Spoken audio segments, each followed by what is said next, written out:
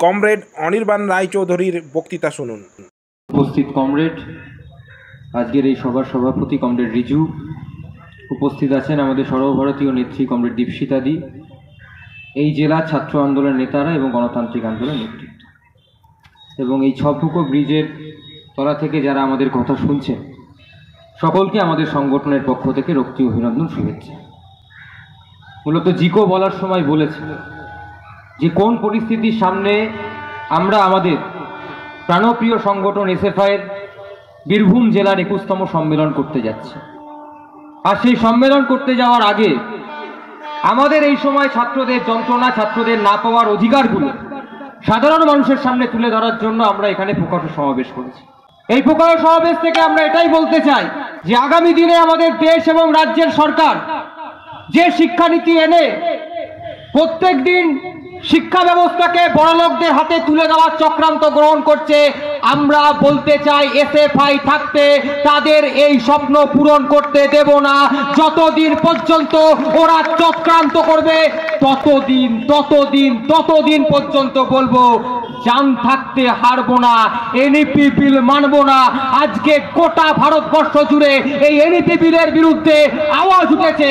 আর একইভাবে এই বীরভূম রবি ঠাকুরের জেলা, যেখান থেকে আমরা শিখতে শুরু করেছি চিত্ত জেতা ভয়শূন্য, উচ্চ জেতা শির, সেই উচ্চ শির নিয়ে আগামী দিনে কলেজ ক্যাম্পাস, বিশ্ববিদ্যালয় ক্যাম্পাস, স্কুল ক্যাম্পাসকে বাঁচানোর জন্য আমাদের যে লড়াই, সে লড়াই চলার অঙ্গীকারবদ্ধ হওয়ার জন্য আমরা আজ এখানে মিলিত হয়েছি। আমাদের গোটা দেশ এবং রাজ্যের সরকার আগামী দিনে এমন ভাবে শিক্ষানীতিকে আনার চক্রান্ত গ্রহণ করছে, সেই শিক্ষানীতির চক্রান্তের মাধ্যমে বামপন্থ সরকার যখন ছাত্রদের বন্ধুদের সরকার ছিল, বামপন্থ সরকার, তখন বামপন্থ সরকার ক্ষমতায় আসীন হওয়ার পর তারা গোটা পশ্চিম বাংলার ছাত্র সমাজকে স্বপ্ন দেখিয়েছিল যে কারো বাবা দিনমজুরের কাজ করতে পারে, কারো বাবা কৃষকের কাজ করতে পারে, কারো বাবা ভ্যান চালাতে পারে, অটো চালাতে পারে, কিন্তু তারও স্বপ্ন আছে পড়াশোনা করার পর ওই 12 ফেল সিনেমার অমিতের মতো স্বপ্ন দেখার যে সেও আইএএস অফিসার হবে, তারও অধিকার আছে। একজন নিজে পড়াশোনা করার পর ইঞ্জিনিয়ার হবে। আর সেই স্বপ্নকে বিকশিত করার জন্য বামপন্থ সরকারের পক্ষ থেকে বলা হয়েছিল যে প্রত্যেক কটা পাড়া গাঁয়ের পঞ্চায়েতে একটা করে স্কুল করতে হবে। আর বামপন্থ সরকারের কথা মতো আমরা দেখতে পেরেছিলাম সুদর্শন রায়চৌধুরী থেকে শুরু করে এই পশ্চিম বাংলার যারা শিক্ষামন্ত্রী ছিল বামপন্থার আমলে, তারা এই পশ্চিম বাংলার বুকে প্রাইমারি স্কুল তৈরি করেছিল। আমরা দেখতে পেয়েছিলাম লাল ঝান্ডার নেতারা এসে পাড়াগাঁয়ে মিটিং করত, পাড়াগাঁয়ে মিটিং করে পাড়ার মানুষকে জড়ো করে বলতো এখানকার ছাত্র ছাত্রীদের জন্য পড়াশোনার জন্য একটা স্কুল করতে হবে। আর সেই কথাকে বাস্তবায়ন করার পর আমরা দেখতে পেতাম পাড়াগাঁয়ে ভিটের পর ইট, ইটের পর ইট দিয়ে স্কুল বাড়ি তৈরি হতো।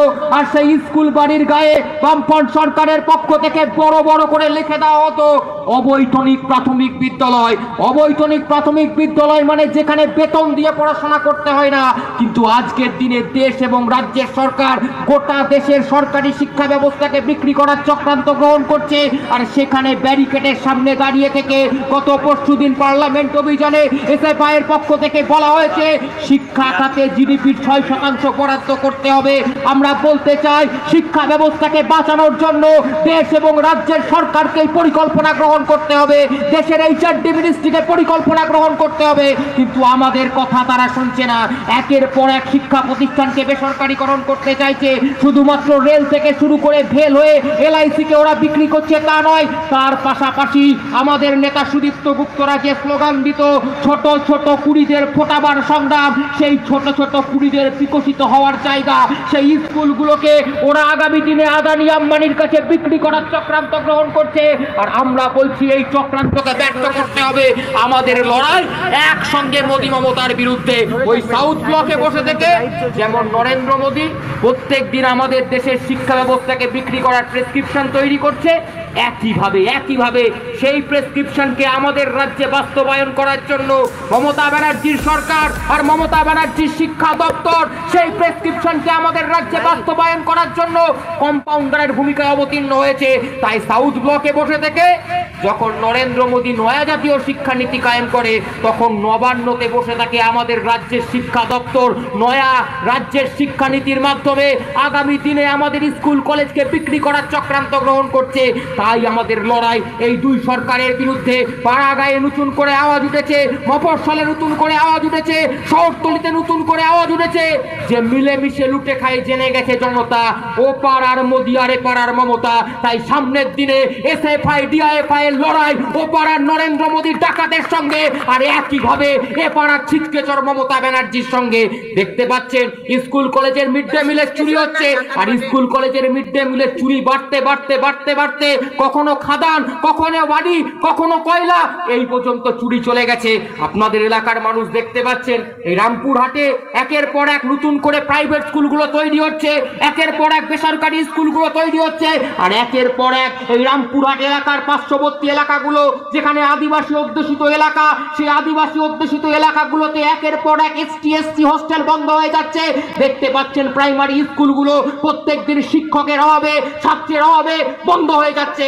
আর তখন এই রামপুরহাটের বুকে যে বেসরকারি স্কুলগুলো তৈরি হচ্ছে, বড় বড় মাল্টিপ্লেক্স বিল্ডিং এর মতো স্কুল, সেই স্কুলগুলোর মালিককে খুঁজে দেখবেন ওই সব টাকা মারা কমিটি টিএমসিপির নেতারা তার সঙ্গে জড়িত আছে। আমরা বলতে চাই এই চক্রান্তটাকে ভাঙতে হবে। পাড়াগাঁয়ের মানুষ বলছে না যে 1998 সালে তৃণমূল কংগ্রেস যখন তৈরি হয়েছিল, ওই হঠাৎ করে রাত্রিবেলা পেট ভর্তি অ্যালকোহল নিয়ে ফিস্ট করতে করতে 1 জানুয়ারির দিন তৈরি হয়ে গেছিল। আর তারপর তৈরি হওয়ার পর তখন সেই দলের একটা আদরের নাম হয়েছিল টিএমসি। তখন টিএমসি মানে আমরা বলতাম টিতে তিনো, এমতে মূল, শীতে কংগ্রেস। আর আজকের দিনে আপনাদের বীরভূম এলাকার মানুষেরা দেখতে পাচ্ছেন যে প্রত্যেক দিন ওই 100 দিনের কাজের টাকা থেকে শুরু করে, ইন্দিরা আবাস যোজনার টাকা থেকে শুরু করে, মিড ডে মিলের ডিম পর্যন্ত যখন প্রত্যেক দিন তৃণমূল কংগ্রেসের নেতারা লুট করে খাচ্ছে। আর দেখতে পাচ্ছেন 2011 সালের আগে রামপুরহাটে যারা মাছ বিক্রি করত, আজকে তাদের যখন বড় বড় মিল হয়েছে, আজকে রামপুরহাটে যারা রাস্তার ধারে বসে থেকে ফ্রি করত, তারা 4 তলা বাড়ি তৈরি করেছে। এক সময় রামপুরহাটের এলাকাতে, রামপুরহাটের পাশের গ্রামের এলাকাগুলোতে, নলাটি থেকে শুরু করে একের পর এক এলাকাগুলোতে যারা একটা বিড়িকে 3 বার নিভিয়ে খেতে খেতে যেত, আজকে সেই তৃণমূল কংগ্রেসের নেতা 2013 সালের পরবর্তী সময় থেকে ওই মাছ বিক্রেতার নেতৃত্বে গোটা এলাকা জুড়ে সাধারণ মানুষের গণতন্ত্রকে লুট করেছে। আর লুট করার পর তারা সব পঞ্চায়েত প্রধান হয়েছে, তৃণমূলের ব্লক স্তরের নেতা হয়েছে। আর নেতা হওয়ার পর আজকে ভাঙা সাইকেল ছেড়ে স্করপিও গাড়িতে টুনির মা গান শুনতে শুনতে যাচ্ছে। আর পাড়াগাঁয়ের মানুষ বলছে 1998 সালে যে টিএমসিটা তৈরি হয়েছিল তার শর্ট ফর্ম টিএমসি মানে এখন তৃণমূল কংগ্রেস না। আমরা তখন ছাত্ররা প্রশ্ন করছি তাহলে টিএমসি মানে কি? বলছে টিএমসি মানে নতুন অভিযানে নতুন নাম লেখা হয়েছে। আমরা বলছি বলো কি সেটা? টিতে টাকা, এমতে মারা, সিতে কমিটি, গোটা টিএমসিটা টাকা মারা কমিটিতে রূপান্তরিত হয়েছে। আর তখন আমাদের যখন আমরা বক্তৃতাতে বলছি টিএমসি মানে টাকা মারা কমিটি, তখন আমাদেরকে বলছে তাহলে এই টাকা মারা কমিটি চলে কি করে? আমরা বলছি দেখতে পাচ্ছেন না অনুব্রত মণ্ডলের বাড়ি থেকে ওই কোটি কোটি টাকা পাওয়া যাচ্ছে, পার্থ চট্টোপাধ্যায়ের বান্ধবীর বাড়ির খাটের তলা থেকে কোটি কোটি টাকা পাওয়া যাচ্ছে, এইভাবেই তো টাকা মারা কমিটি চলে। তখন আমাদের বলছে আরে আপনারা তো সব এজেন্টের নাম বলছেন, এরা তো টাকা মারা কমিটির এজেন্ট, আসলে মাথাটা কি? তখন প্রকাশ্য দিবালোকে আমরা বলছি এ তো আমরা অনেক দিন আগে বলেছি যে পার্থ পরে চুনোপুটি, আসল চোর হাওয়াই চটি, চুরি করেছে হাওয়াই চটি। আগামী দিনে এরা শুধুমাত্র এই পশ্চিম বাংলার টাকা লুট করেনি, আমাদের স্বপ্নগুলোকে চুরি করেছে, আমাদের স্বপ্নের স্কুল বাড়িগুলোকে ওরা চুরি করার চক্রান্ত গ্রহণ করছে। আমাদের স্বপ্নগুলো যেখানে বেঁচে উঠত ওই বিশ্বভারতীর মাঠ থেকে শুরু করে বিশ্বভারতীর মুক্ত চিন্তার মনকে ওরা চুরি করার চক্রান্ত গ্রহণ করছে। আর আমরা বলতে চাই আমরা প্রত্যেক দিন নতুন করে স্বপ্ন তৈরি করার জন্য এই পশ্চিম বাংলার বুকে নতুন করে অন্ধকার ক্যাম্পাসে আগুন জ্বালার ডাক দিচ্ছি। আগুন জ্বালতে হবে, একসঙ্গে লড়তে হবে, সে কথা বলছি আমরা। তাই আমরা ডাক দিচ্ছি এই 21তম সম্মেলনের পর আমরা প্রশ্ন করতে চাই এই মাননীয় মুখ্যমন্ত্রী মমতা ব্যানার্জিকে যে আপনার আমলে আপনি 2017 সালের পরবর্তী সময় থেকে স্কুল কলেজগুলোকে গণতন্ত্র হত্যা করেছেন। স্কুলে যখন দেখতে পেরেছি অভিভাবকদের ভোট, গভর্নর বডি নির্বাচনের ভোট, সেই ভোটগুলো বন্ধ হয়ে গেছে। আজকে দেখতে পাচ্ছি ছাত্র সংসদ নির্বাচন 2017 সালের পরবর্তী পরবর্তী সময় থেকে বন্ধ হয়েছে। এই রাজ্যের বুকে সুদীপ্তরা প্রশ্ন করেছিল যে ছাত্র সংসদ নির্বাচন কেন বন্ধ হয়ে গেছে। 2013 সালে এই কোটা স্টুডেন্ট কাউন্সিল নির্বাচনের বিরুদ্ধে গিয়ে ছাত্র সংসদ নির্বাচনের দাবিতে সুদীপ্ত গুপ্তরা কলকাতার রাজপথে হাঁটতে হাঁটতে একটা 23 বছরের ছেলেকে মমতা ব্যানার্জি খুন করেছে। আমরা আজকেও প্রশ্ন করতে চাই, কেন ছাত্র সংসদ নির্বাচন বন্ধ আছে, কেন বিশ্বভারতীতে ছাত্র সংসদ নির্বাচন হয় না, কেন রাতের অন্ধকারে বিশ্বভারতীর হোস্টেলে গিয়ে বহিরাগতরা আক্রমণ করে। আমাদের প্রশ্নের উত্তর এই মাননীয় মুখ্যমন্ত্রী মমতা ব্যানার্জি দিতে পারছে না। আমাদের বড়রা, আমাদের যারা অভিভাবক, তারা কিছুদিন আগে বলেছিল আমরা যেরকম বিশ্ববিদ্যালয় কলেজে গণতন্ত্রের স্বার্থে লড়াই করছি, তারা প্রত্যেকদিন মাঠে ময়দানে সাধারণ মানুষের গণতন্ত্রের স্বার্থে লড়াই করে। এই মাটি থেকেই তারা ডাক দিয়েছিল, চ্যালেঞ্জ দিচ্ছি, চ্যালেঞ্জ নাও, পঞ্চায়েতের দিন জানাও। আমরাও আজকে দাঁড়িয়ে থেকে এই রামপুরহাটের বুকে বলছি, মাননীয় মুখ্যমন্ত্রীকে চ্যালেঞ্জ ছুটছি, চ্যালেঞ্জ দিচ্ছি, চ্যালেঞ্জ নাও। ছাত্র সংসদ নির্বাচনের দিন জানাও, ছাত্র সংসদ নির্বাচনের দিন জানাও। আর কারণ ওরা ছাত্র সংসদ নির্বাচনের দিন জানাবে না, কারণ এই পশ্চিম বাংলার বুকে 2017 সালের পরবর্তী সময় 3খানা ক্যাম্পাসে লড়াই হয়েছিল। 3খানা ক্যাম্পাসে ছাত্র সংসদ নির্বাচন করতে পেরেছে। প্রেসিডেন্সি বিশ্ববিদ্যালয় আর যাদবপুর বিশ্ববিদ্যালয়ে অকাল হোলি হয়েছে, লাল বসন্ত এসছে, এসএফআই জয়লাভ করেছে। আমরাও বলছি, যদি আগামী দিনে বিশ্বভারতী ক্যাম্পাস, আগামী দিনে যাদবপুর বিশ্ববিদ্যালয় ক্যাম্পাস, শুধু না নলহাটি কলেজ, রামপুরহাট কলেজে যদি ছাত্র সংসদ নির্বাচন করে, আমরা বলছি টাকা মারা কমিটিতে ইন্টার্নশিপ করছে যারা টিএমসিপি, তাদেরকে খুঁজে পাওয়া যাবে না। ছাত্ররা নতুন করে দেয়াল লিখবে, আর সেই দেয়ালে একটাই কথা থাকবে, দুপুর বেলা ঘুরছে খেলা দাড়িওয়ালার তত্ত্বতে।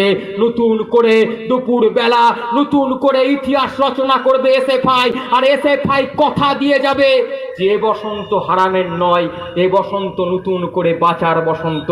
আর এই নতুন করে বাঁচার বসন্ত আগামী দিনে পশ্চিম বাংলার বুকে সমস্ত ক্যাম্পাসে আসবে।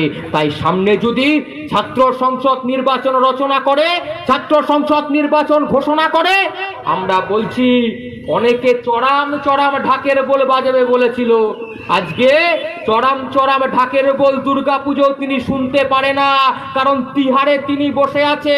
আমরা তাকে বলে দিচ্ছি, তার অনুগামীদের বলে দিচ্ছি যে ছাত্র সংসদ নির্বাচনের দিন ঘোষণা হলে প্রত্যেক কটা কলেজ ক্যাম্পাসে নতুন করে ঢাকের বল বাজবে, আর সেখানে কেষ্ট মোড়লের চড়াম চড়াম ঢাক বাজবে না।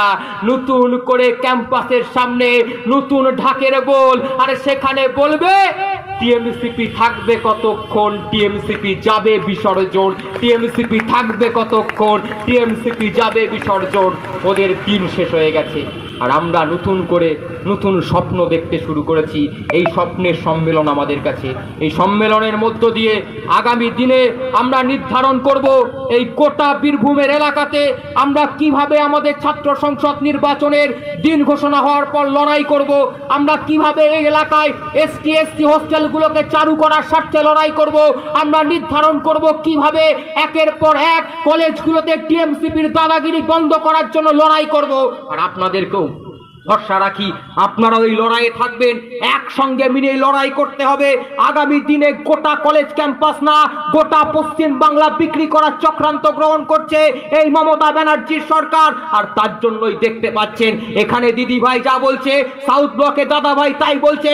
একইভাবে নতুন করে নয়া জাতীয় শিক্ষানীতির মতো কিছুদিন আগে নতুন করে নয়া কৃষি বিল এনেছিল, আর সেই কৃষি বিলের মাধ্যমে আমাদের প্রত্যেক দিনকার অর্জিত জমির অধিকারগুলোকে ওরা কেড়ে নেওয়ার চক্রান্ত গ্রহণ করেছে।